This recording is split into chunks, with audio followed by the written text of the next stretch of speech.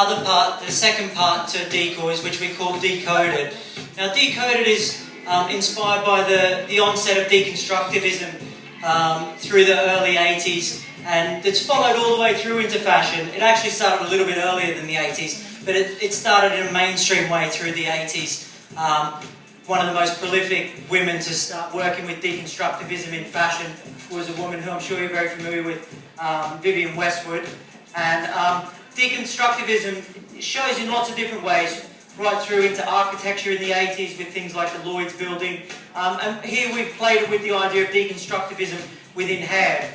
So for example, if we have a little look at Victoria's hair, we've worked with this idea of just working with shapes within shapes. So we've got that outside graduation building through the side, and it's just giving it that little internal playful bump, which we're offsetting with that strong fringe through there.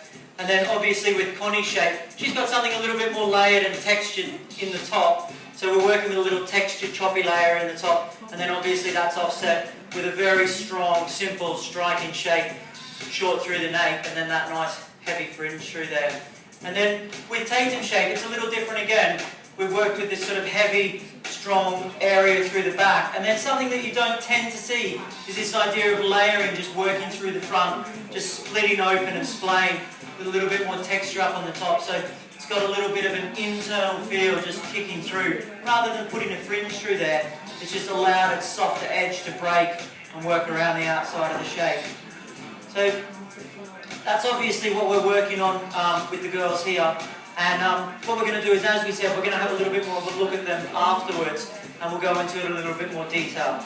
We're just going to grab my hair up, so let's see if we can find my hair very quickly. And we'll just get her to talk about the colours very quickly.